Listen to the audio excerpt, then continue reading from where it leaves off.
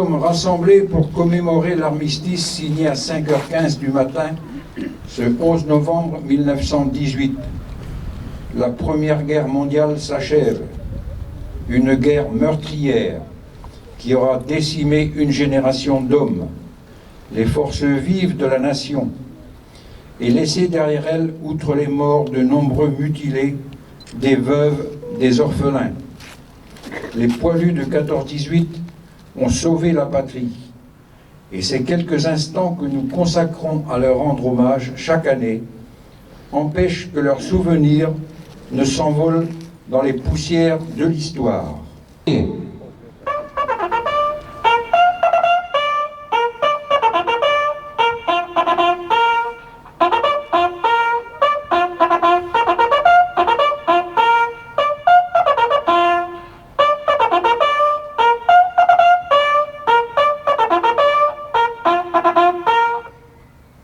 Ouvrez le banc.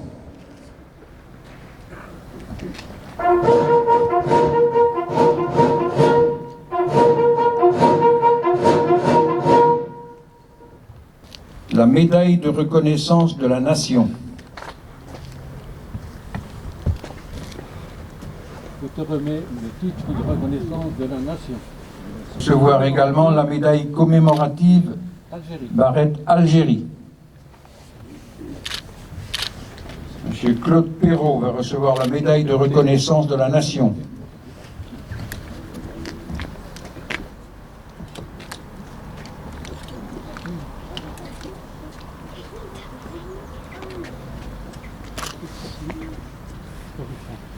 Et la médaille commémorative Algérie.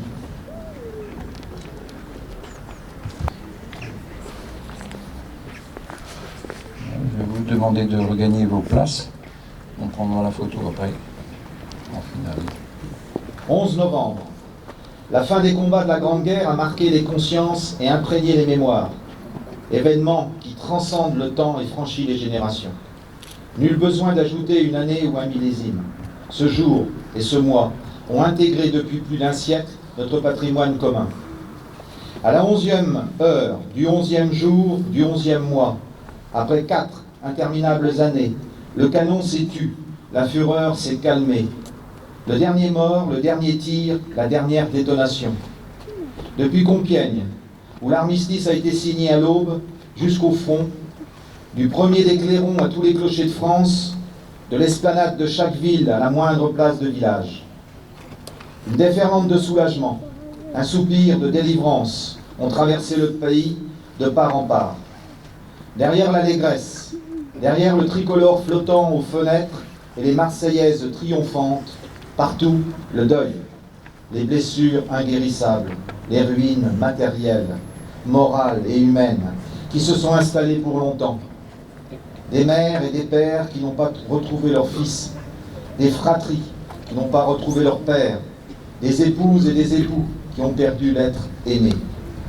Le pays est traversé par la sourde évidence que rien ne sera plus jamais comme avant.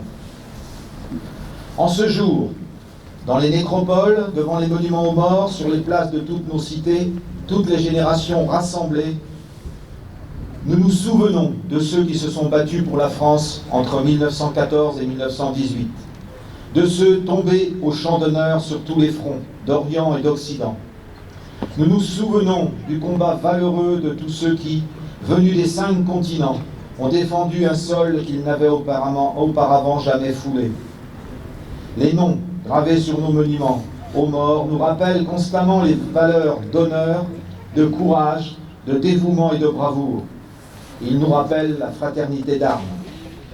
La même fraternité unit toutes les filles et tous les fils de France qui œuvrent aujourd'hui à la défense de notre pays et qui mènent notre inlassable combat pour la liberté. La même fraternité mémorielle qui chaque 11 novembre nous réunit pour honorer les combattants de tous les conflits, pour rendre hommage à ceux qui ont accompli leur devoir jusqu'au don suprême. La nation salue la mémoire des soldats morts pour la France en 2021. Aujourd'hui, dans un même mouvement, la France reconnaissante fait cortège au cercueil d'Hubert Germain jusqu'à la crypte du mémorial de la France combattante au Mont Valérien. Selon la volonté du général de Gaulle, l'ultime compagnon de la libération y reposera. Dernier mort parmi les premiers de 1940, Hubert Germain est le porte-étendard des 1038 illustres qui ont tant fait pour l'idéal, la liberté et l'esprit français. La flamme des compagnons s'est éteinte. Mais nous sommes les dépositaires de ces braises ardentes. Entretenons-les sans cesse, ravivons-les inlassablement, en honorant ceux qui donnent leur vie pour la France, ceux qui la servent avec dévouement et courage. Soldats morts pour la France, 11 novembre 2021. Colonel Sébastien Botta, force multinationale d'observateurs, mort pour la France en Égypte le 12 novembre 2020. Brigadier Dorian Isaskanian, 1er régiment des chasseurs parachutistes, mort pour la France au Mali le 28 décembre 2020. Brigadier Quentin Pochet, 1er régiment des chasseurs parachutistes, mort pour la France au Mali le 28 décembre 2020.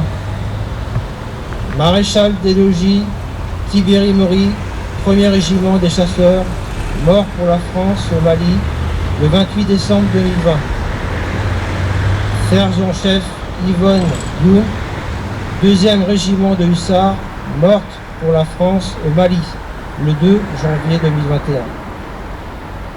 Brigadier-chef Laurie Crissier, 2e régiment de hussards, mort pour la France au Mali le 2 janvier 2021. Sergent Maxime Bosco, 7e bataillon des chasseurs alpins de Vars, mort pour la France au Mali le 24 septembre 2021. Trégonnet, mort pour la France, 1914. Henri de Bergerac. Mort pour la France. Joseph Pilat. Mort pour la France. François Chevalier. Mort pour la France. Célestin Le Tonturier. Mort pour la France. 1915. Mathurin Le Tonturier. Mort pour la France. Henri Savary. Mort pour la France. Joseph Outy. Mort pour la France. Francis Lefort. Mort pour la France. 1916. Louis Bourget. Mort pour la France.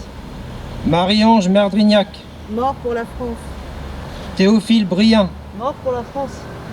1917. Désiré Blanchard. Mort pour la France. 1918. Francis Martin. Mort pour la France. Désiré Meunier. Mort pour la France. Jean-Baptiste Darcel. Mort pour la France. François Lemaître. Mort pour la France. Yves Loquin. Mort pour la France. François de la Valette. Mort pour la France. Joseph de la Métrie. Mort pour la France. Maurice de la Métrie. Mort pour la France. Louis Corlet. Mort pour la France.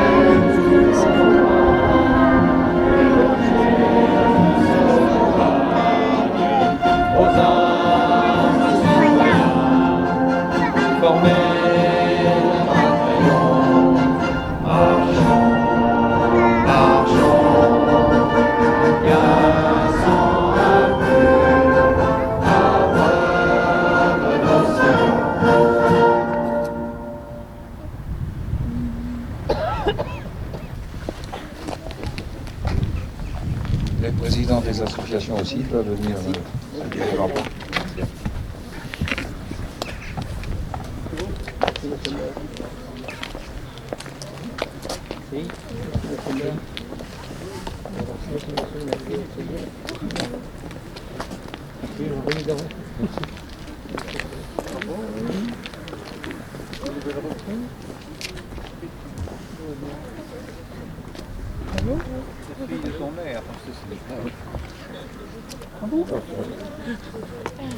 Je savais pas quand